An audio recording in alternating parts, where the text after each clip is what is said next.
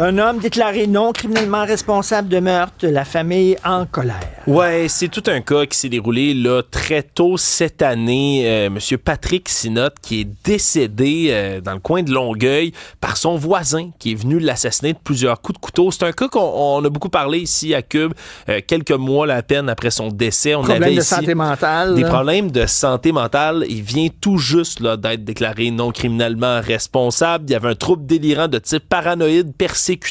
Lui, depuis quelques mois, dans le fond, là, avant de commettre le meurtre, sa santé mentale s'est mise à se détériorer. Pourtant, son voisin était un ami. Là, et M. Guy Durocher, son état de santé mentale s'est empiré. Il s'est mis à penser tout le temps que les voisins voulaient le tuer.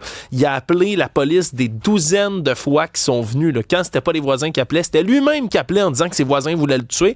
Mais la police, à une douzaine de reprises, ils ont juste dit « OK, c'est beau, monsieur », puis ils l'ont laissé là sur place. Il a été hospitalisé en psychiatrie plusieurs fois.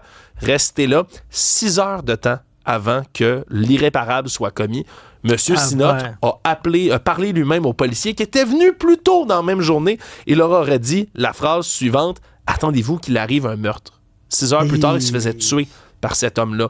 C'est vraiment... Puis moi, j'ai rencontré personnellement Amélie Sinotte, 13 ans, qui est sa fille, qui est allée livrer un plaidoyer vibrant au palais de justice de Longueuil aujourd'hui. C'est une jeune fille forte qui ne comprend pas comment son père a pu se faire tuer de cette manière-là, alors que tout le monde était au courant que cet homme-là était psychotique. Tout le monde savait dans le quartier qu'il y avait des problèmes de santé mentale. La police avait été appelée des dizaines de fois et rien n'est arrivé. Et là, c'est tombé dans la craque, comme on dit. Voilà, mais la famille s'inquiète du moment où il va inévitablement sortir de Pinel. Tu veux parler de hockey? Oui, ben oui, parce qu'on a toute une nouvelle, alors que dans à peine quelques minutes, Richard, comme c'est la Thanksgiving aux États-Unis, ben on va avoir droit à un match du Canadien de Montréal qui est pas mal plus tôt là, à Las Vegas contre les Golden Knights. Là, ça va se dérouler dans quelques minutes. Je vais vous tenir au courant du score, d'ailleurs, tout au long de l'émission. Mais Mike Matheson, défenseur là, inestimable pour le Canadien, qui vient de Pointe-Claire, un petit gars de chez nous, s'est entendu pour une prolongation de contrat de 5 ans, 6 millions de dollars par saison. C'est des négociations qui avaient commencé.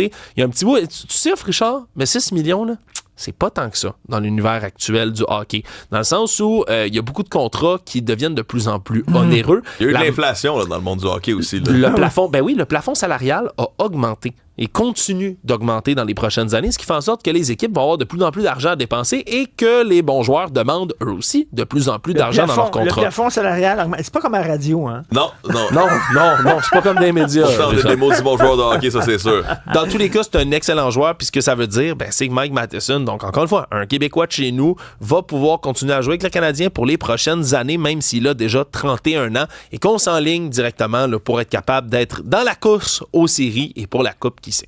Merci Alexandre. Fred Bastien. Oui, ben j'avais 2 petits commentaires là, du public. Tu sais, au début de l'émission, dans ton éditorial, Richard, tu disais on veut pas se faire traiter de phobe. On veut pas se faire traiter de phobe. Mais Diane nous dit on devrait nous aussi avoir un phobe québécophobe. Dans le fond, nous aussi, on pourrait récupérer ce t'es québécophobe là, pour ouais. faire taire tous ceux qui nous critiquent. Exact. Alors, le feu par le feu. Merci, Diane. Sinon, quelqu'un nous a écrit, pour ceux qui suivent beaucoup l'émission, ils vont comprendre, le lutin coquin a été remplacé par Bad Santa.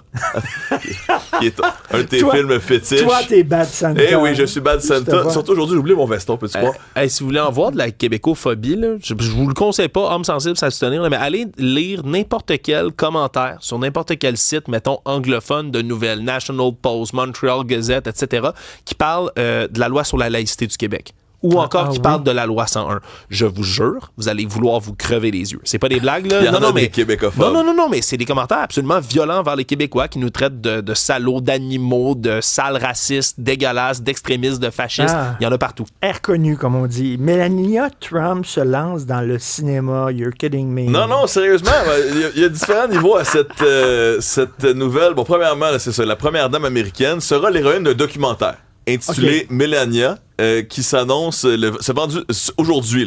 Il y a eu une demande, il y a des gens qui disent j'aimerais ça, moi, en savoir plus sur la vie de Melania. Attends, c'est Melania le film, c'est ça le titre du film, Melania le film, mais elle annonce aujourd'hui aussi, en parallèle, la création de sa société de production. Oh boy. Qui s'appellera Muse Films. Muse, et ce qui est intéressant, c'est que Muse, c'est le nom de code que lui donnent les services secrets. Ah. Alors que pour Donald, c'est Mogul. Donc Mogul et Muse. Et son film va être diffusé où? Est-ce que tu le sais? Ouais, ça va être sur Prime Video. OK, ça, c'est un beau petit cadeau qu'ils ont fait au président des États-Unis, là. Ouais, puis On va attends. faire un documentaire sur ta femme. Qui réalise Melania le film, c'est Brett Ratner. Brett Ratner Non. qui avait fait entre autres les Rush Hour. Ben oui. Exact, la trilogie. Et Mais qu'il y a de la difficulté à se trouver des jobs maintenant Non, mais parce qu'il y avait des allégations d'inconduite sexuelle contre lui. exactement. Et- Mais là, je parle en Rush Hour. oui, exact. Parce que là, on dit que T'as le pas entendu documentaire ça, Charles? sur Oh Melania pouvait peut donner une certaine salvation à Brett Ben oui. Ratner suite aux allégations, parce que bon, ça lui a redonné du travail. Et le documentaire là, de Melania a permis la réhabilitation du cinéaste parce que il a relancé la production de Rush Hour 4. Sur la demande express de Donald Trump. Ce n'est pas une blague. Le président des États-Unis a dit, moi, je voudrais voir un autre Rush Hour. Ça, c'était des bons films. Puis eux autres, tout de suite, OK. Ceci explique cela. Là. Tout est dans tout, comme disait Tout est l'autre, dans là. tout. Alors voilà, Melania le film. Grâce à Melania le film, on aura droit à Jackie Chan. À nouveau, je l'espère. J'espère que ce sera Jackie Chan OK, qui prendra son je fais un rôle. documentaire sur ta femme, puis tu me permets de pouvoir revenir dans le Faire cinéma à des Hollywood. blagues entre un Asiatique et un Afro-descendant qui font de la police un peu folle. On avait besoin d'un Rush Hour Ben 4, oui, ça me manquait, écoute. ça. Voilà. Alors, pour d'autres nouvelles du genre, allez sur le site et l'application cube.ca.